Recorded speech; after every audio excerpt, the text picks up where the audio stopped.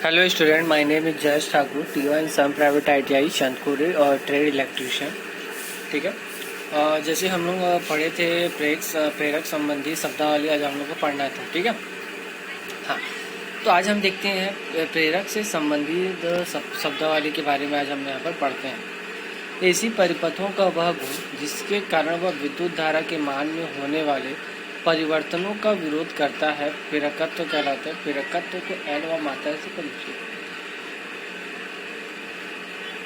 ठीक है।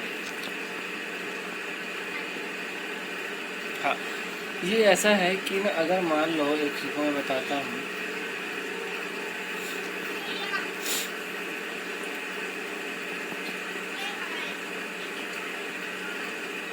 हाँ, ऐसी परिपथों का वह गुण, ठीक है, जिसके कारण वह विद्युत धारा के मान में परिवर्तन का विरोध करता है। ठीक है, प्रेरकत्व कहलाता है। इसका मात्रक एल है। एल इसका मात्रक होता है। इसका मात्रक को हम एल से प्रदर्शित करते हैं। किससे प्रदर्शित करते हैं? एल से प्रदर्शित करते हैं। इसका मात्रक क्या बोल सकते हैं? एल होते हैं। ठीक है ना।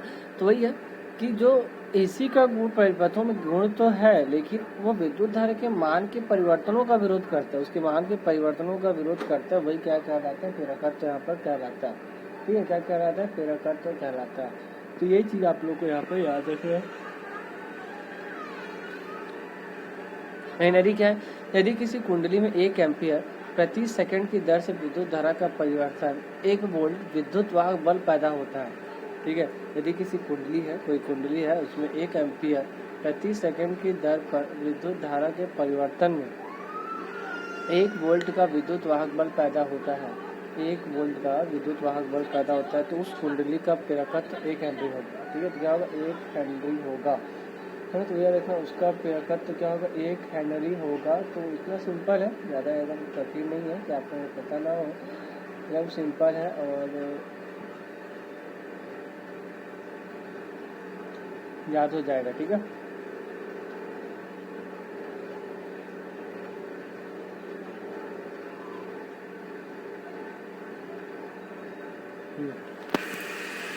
ठीक है।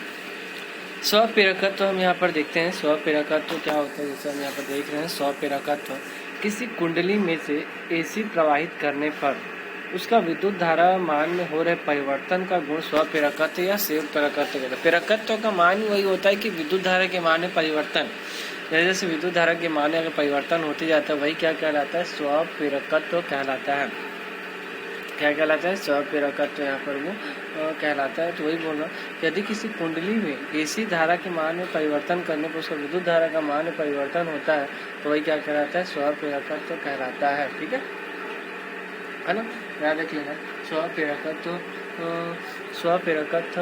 कहलाता है और सिंपल है, वो बन भी जाएगा। ठीक है, उतना ज़्यादा कठिन नहीं है। ठीक है, याद कर लेंगे आप लोग यहाँ पर। जैसे देखो, EMF निकालने के लिए क्या होता है? E बराबर माइनस F di/dt। E बराबर विरोधी विद्युत वाहक बल वोल्ट में। E बराबर विरोधी विद्युत वाहक बल वोल्ट में di/dt विद्युत धारा मान परिवर्तन। धन यहाँ पर हम कहते हैं एम्पियर सेकंड में होता है। सेल्फ प्रेरकत्व हेनरी में होता है। ठीक है। हाँ, अन्योन प्रेरकत्व क्या होता है? तो याद रखना, अन्योन प्रेरकत्व फॉर्मूला निकालते L2 करके निकालते हैं। जब किसी कुंडली में से एसी प्रवाहित की जाती है, तो उस कुंडली द्वारा स्थापित प्रत्यावर्ती चुंबकीय क्षेत्र में अवस्थित अन्य सभी चालकों एवं कुंडलियों में भी विद्युत वाहक बल प्रेरित हो जाता है। चालकों द्वारा कुंडली में विद्युत वाहक बल प्रेरित हो जाता है। तो ये चीज़ें आप लोगों को यहाँ पर याद करना है। ठीक है, विद्युत वाहक बल का मान प्रेरित हो जाता है ना। इस प्रकार दो कुंडलियों का वह गुण जो उनमें से प्रवाहित हो रही विद्युत धारा के मान में हो रहे परिवर्तनों का विरोध करता है, अन्योन प्रेरकत्व कहलाता है। ठीक है, क्या कहलाता है? अन्योन प्रेरकत्व कहलाता है ना। याद रखना, अन्योन प्रेरकत्व यहाँ पर वो क्या कहलाता है ना। वही है, इस प्रकार जब दो कुंडली का वह जो गुण होता है, वो जो उसमें प्रवाहित हो रहे विद्युत धारा के मान में हो रहे परिवर्तनों का विरोध करता है, तो अन्योन प्रेरकत्व का फॉर्मूला होता है M बराबर √L1 L2 करके होता है। ये सब फॉर्मूले से आप लोगों में एक चीज़ देखना है कि आप लोगों में ये सब परिभाषाएं हैं, आपको फॉर्मूला याद करना बहुत ही ज़्यादा इम्पॉर्टेंट है। ठीक है, देखो प्रेरकीय प्रतिघात क्या होता है। हम जानते हैं कि प्रत्येक कुंडलीय प्रेरक में प्रेरकत्व विद्यमान होता है। इसी प्रेरकत्व के कारण प्रत्येक कुंडली प्रत्यावर्ती विद्युत धारा का विरोध करती है। इस प्रकार प्रत्यावर्ती विद्युत धारा प्रवाह के लिए किसी कुंडली द्वारा प्रस्तुत किए जाने वाले विरोध ही उसका प्रेरकीय प्रतिघात कहलाता है। ठीक है,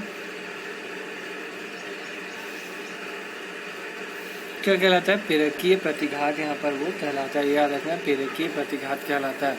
किसी कुंडली में प्रेरकत्व या प्रेरकीय प्रतिघात तभी अस्तित्व में आते हैं जब उसमें एसी प्रवाहित हो जाता है। बिना कुंडली में अगर एसी धारा प्रवाहित नहीं करोगे तो उसमें प्रेरकीय प्रतिघात का उसमें कुछ आपको पता ही नहीं चलेगा। ठीक है ना। तो दोनों का मान शून्य हो जाता है। ठीक है, इसको याद रखना। एक्सएल बराबर 2πfl होता है ना। सूत्र हम देखते हैं, बहुत सिंपल है। और ये प्रेरकों का संयोजन, तो अगर प्रेरक का संयोजन श्रेणी क्रम में करना है तो L1 प्लस L2 होगा। समांतर क्रम में संयोजन करने पर L1 बट L2 का मान यहाँ पर होगा। बस याद रखना कि अगर इसका मान श्रेणी क्रम में करने पर प्रेरकत्व का मान भिन्न भिन्न होता है, बट अगर समांतर क्रम में करने पर ये एक योग के बराबर होते हैं, व्युत्क्रम के योग के बराबर होते हैं। ठीक है, ये चीज़ों को आपको यहाँ पर याद रखना है। स्थिर वैद्युतिकीय, स्थिर वैद्युतिक क्या होता है? स्थिर वैद्युतिक विज्ञान की वह शाखा है जो विद्युत को विराम अवस्था के विषय में जानकारी देती है। देखो इस इलेक्ट्रोस्टैटिक्स बोलते हैं ना, तो इलेक्ट्रोस्टैटिक्स का मतलब होता है कि जहाँ पर वो विद्युत को एक मतलब विद्युत की विरामावस्था के बारे में जानकारी देता है। ठीक है, क्या देता है? विद्युत की विरामावस्था के बारे में, ये वही है, रखना, विरामावस्था के बारे में, विद्युत की विरामावस्था के बारे में क्या होता है, जानकारी देता है। वही स्थिर वैद्युतिकी क्या कहलाता है। जैसे एनोबॉइड, कांच आदि, ठीक है, रगड़ा जाता है कांच के अन्य चुंबकों में आकर्षित करने लगता है, तो इसी को बोलते हैं इलेक्ट्रोस्टैटिक्स। ठीक है, और यह विद्युत आवेशीय होता है। इसको पता है, कूलाम के 2 नियम होते हैं। प्रथम नियम के अनुसार विद्युत में असमान आवेश एक दूसरे को आकर्षित करते हैं ना, याद रखना। इस नियम के अनुसार विद्युत के असमान आवेश एक दूसरे को आकर्षित करते हैं तथा समान आवेश एक दूसरे को। कूलाम का प्रथम नियम यही करता है कि समान आवेश में आकर्षण तथा विपरीत याद रखना, परंतु विपरीत वो में क्या बोल सकते हो आप, विपरीत ध्रुव में क्या होता है? विपरीत ध्रुव में तो आकर्षण होता है, बट समान ध्रुव में क्या होता है? प्रतिकर्षण होता है। कूलाम का नियम, द्वितीय नियम ये कहता है आवेश का सामर्थ्य गुणनफल के, आवेशों का सामर्थ्य के गुणनफल के बराबर होता है। आवेशों के सामर्थ्य के गुणनफल के बराबर होता है। तो आवेशित के मध्य लगने वाला जो बल होता है, 2 आवेशों का मतलब उसमें क्या हो जाता है? दोनों के सामर्थ्य के बराबर होता है, परंतु उनके दूरी के स्क्वायर के विलानुपाती होता है। और ये क्या करते हैं? एक उस माध्यम की प्रकृति पर निर्भर करते हैं जिसमें आवेशित बिंदु रखे हुए हैं। जैसे माध्यम अगर मैं के बोल सकता हूँ, ठीक है ना, क्यों मार्क कर सकते हैं, तो वो क्या होता है? निर्वात में होता है। निर्वात का मान के बराबर क्या होता है? 1/4πε0 यहाँ पर होता है। ε0 बराबर 8854 10⁻⁻12 होता है। 10 के घात 12 होता है। ठीक है, 10 के घात क्या हो जाता है? 12 होता है।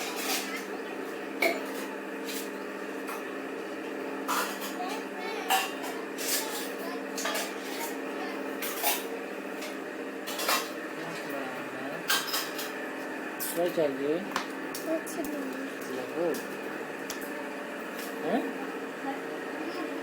क्या चाहिए?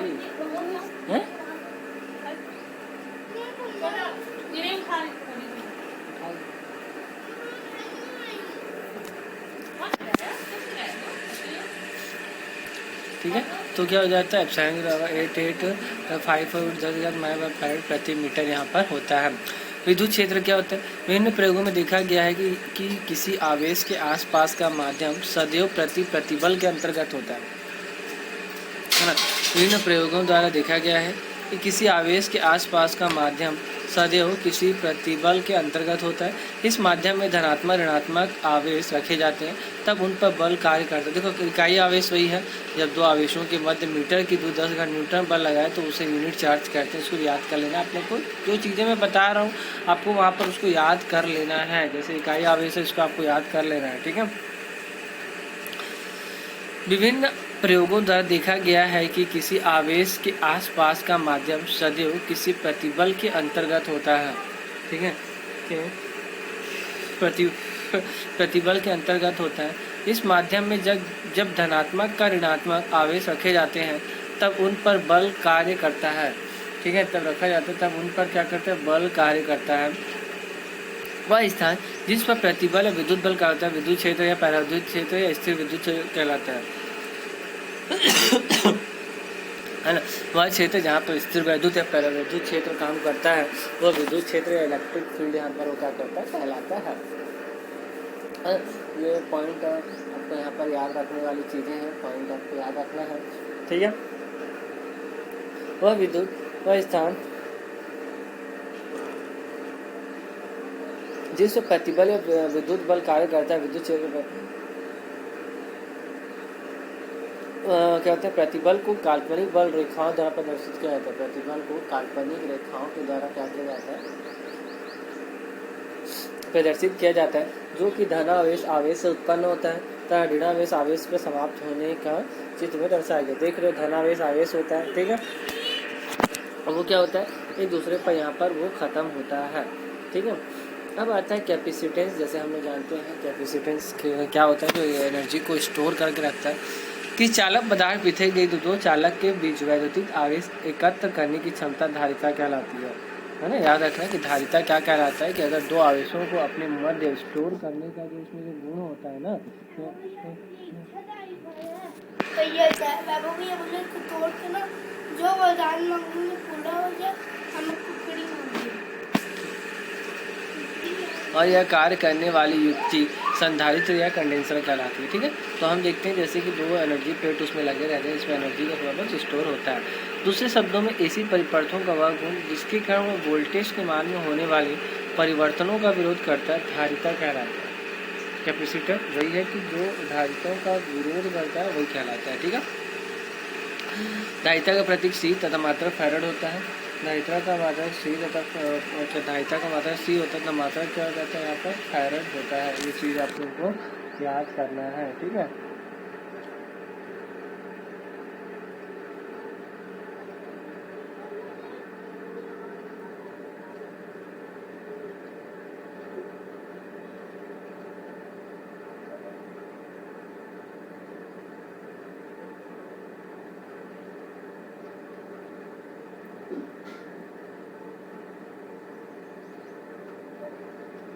है ना। तो देख लो, प्लेट का क्षेत्रफल क्या हो जाता है, वही दो प्लेट लगे होते हैं, सीट डायरेक्टली समानुपाती ए होता है। प्लेटों के बीच का दूरी तो वही है टी होता है, और प्लेटों की संख्या n-1। तो ये सब फार्मूला बनाते हैं, यहाँ पर निर्भर करते हैं। अब आता है संधारित्र, वही कैपेसिटर। नियमित युक्ति जो एक दूसरे गति का कैपेसिटर कहलाता है। C=Q होता है, यहाँ पर इसका फार्मूला याद रखना है ना। तो जो विद्युत आवेश की क्षमता होती है जिसका मात्रक फैरेड में होता है, ठीक है, इसका मात्रक क्या होता है, फैरेड में होता है, याद रखना, इसका मात्रक क्या होता है, फैरेड में होता है ना। तो वही है कि किसी चालक पदार्थ में पृथक की गई दो चालकों प्लेटों से निर्मित ऐसी युक्ति जो वैद्युतिक आवेश एकत्रित कर सके संधारित्र या कैपेसिटर्स कहलाती है। संधारित्र तथा कैपेसिटर कहलाता है। ठीक है, धारिता का मात्रा फैराड होता है जिसे F से प्रदर्शित करते हैं। धारिता का मात्रा को से F से प्रदर्शित करते हैं।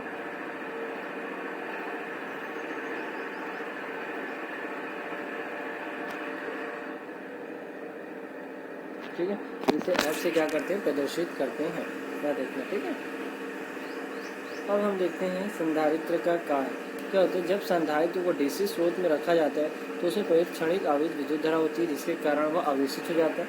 जब करते हैं दिया गया है कि स्विच ऑन करने पर डीसी पर स्रोत के कारण दिन पहुँच के इलेक्ट्रॉन्स खींचकर संधारित्र प्लेट ए पर पहुँचते हैं और उसे ऋणावेशित कर इसके पश्चात तुल्य संख्या में इलेक्ट्रॉन बी खींचकर धन आवेश से पहुँचते हैं। जैसे हम इसको डी स्रोत से करते हैं तो उसके एक प्लेट में धन आवेश आ जाता है और दूसरे प्लेट में क्या आ जाता है, ऋणावेश आ जाता है। ठीक है ना। तो जैसे डीसी स्रोत के वोल्टेज के अनुसार आवेशित हो जाता है। यदि स्विच ऑफ कर दे समय कुछ समय तक आवेशित रहता है, हम देखेंगे कुछ समय तक क्या हो जाता है, आवेशित रहता है ना। और कुछ समय आवेश के बाद ये क्या होता है, फिर आवेशित हो जाता है।